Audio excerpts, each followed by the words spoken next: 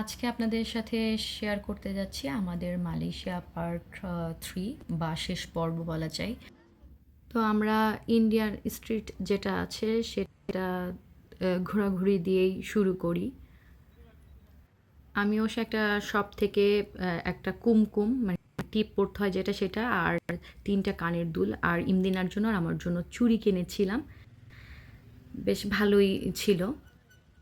বাংলাদেশ থেকে অনেকেই কিন্তু এইসব জায়গায় বিয়ের কেনাকাটা করার জন্য যায়। এখানে দেখতে পাচ্ছেন যে বিভিন্ন ধরনের নায়ক নায়িকার ছবি আছে। এখানে বিভিন্ন ধরনের সোনার গহনা কেনার জন্য বেশ কিছু শপ আছে। তো যাই হোক এর মধ্যে আমরা আবার ইমদিনার জন্য একটু কর্ন কিনে নিলাম।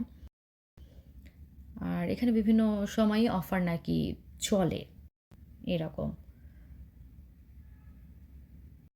ইন্ডিয়ান এই স্ট্রিটটায় আমরা অনেকটা সময়ে হাঁটাহাঁটি করলাম।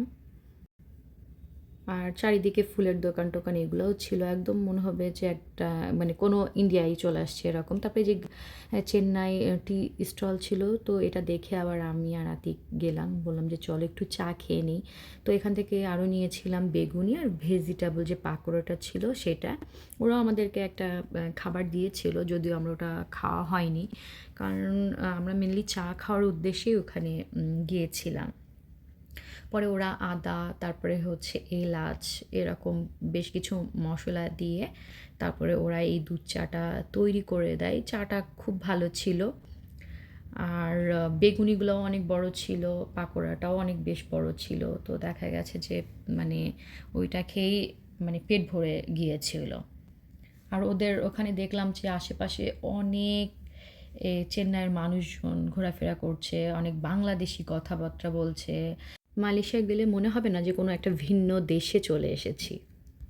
ওই দিন রাতের বেলায় আমরা এই যে দেশীয় স্টাইলের ছবি তুলি, ভিডিও করি। পরদিন সকালবেলায় আর আমরা বের হই না। আমরা বের হই ৩টা-৪টার দিকে।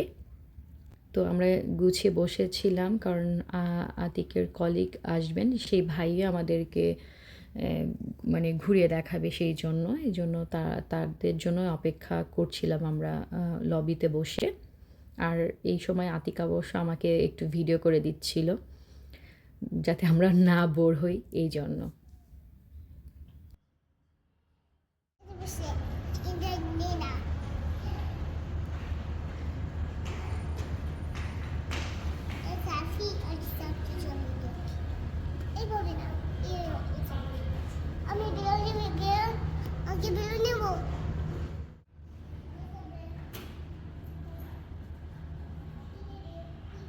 অপেক্ষার পালা শেষ হলো। ভাই চলে এসেছে। তো আমরা চলে যাচ্ছি যেখানে ঘুরতে যেতে চাই।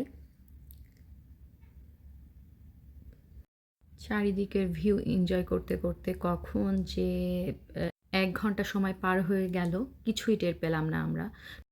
টুকটাক জ্যাম ছিল রাস্তায় যদিও।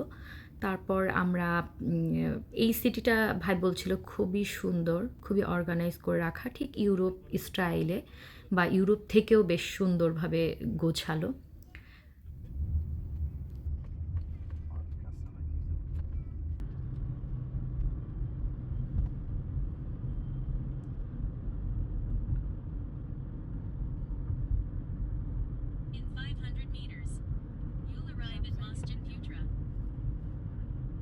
সুন্দর সিনারিটা মানে হ্যাঁ, খুব রাস্তা দারুণ। মাঝখানে সুন্দর করে করছে।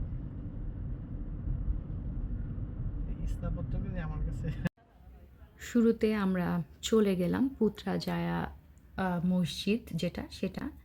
এটা বেশ এখানকার বিখ্যাত একটা মসজিদ। ফরেনার মেয়ে আমরা যারা ছিলাম তাদের জন্য এই অ্যাপ্রনটা দিয়েছিল। পরে নিলাম সেখান থেকে এই অ্যাপ্রনটা। তারপর জুতা রাখার একটা নির্দিষ্ট জায়গা ছিল, সেখানে আমরা জুতাটা সবাই রেখে দিলাম। এই মসজিদের ভেতরে ছেলে, মেয়ে বা যেকোনো ধরনের যেকোনো দেশের মানুষজন যেতে পারে, ঘুরে দেখতে পারে।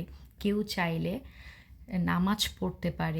মসজিদ থেকে বাইরেই ছিল তাদের পার্লামেন্ট। তো তারপর ওখান থেকে বেরিয়ে পড়লাম আর ভাই সিটিটা ঘুরিয়ে, ঘুরিয়ে আমাদেরকে দেখালেন।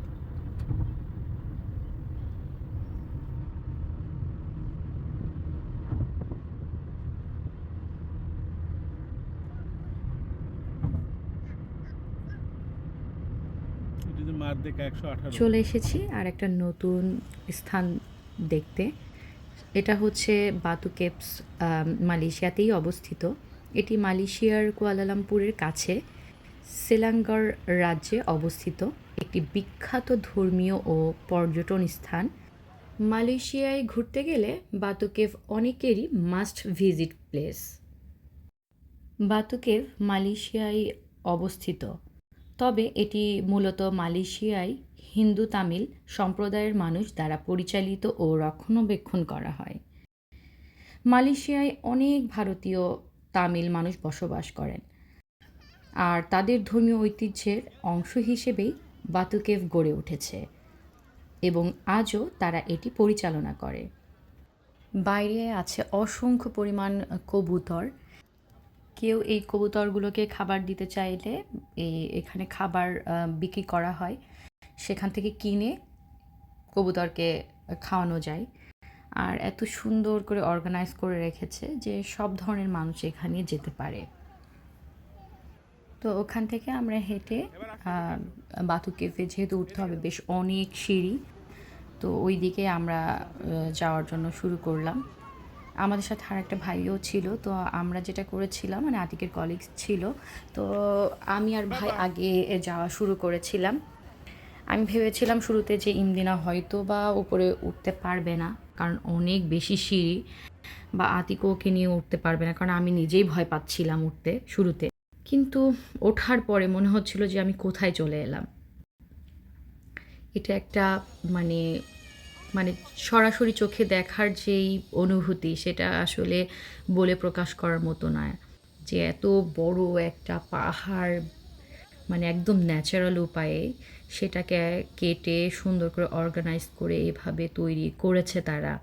পরে আতিক এবং ইমদিনা উপরে উঠে এসে আমাদেরকে সারপ্রাইজ দিয়েছিল। মানে আমরা খুবই অবাক হয়েছিলাম যে এতগুলা সিঁড়ি, আমরা বড়রাই ক্লান্ত হয়ে যাচ্ছিলাম, সেখানে ওরা দুজনে উঠে আসছে।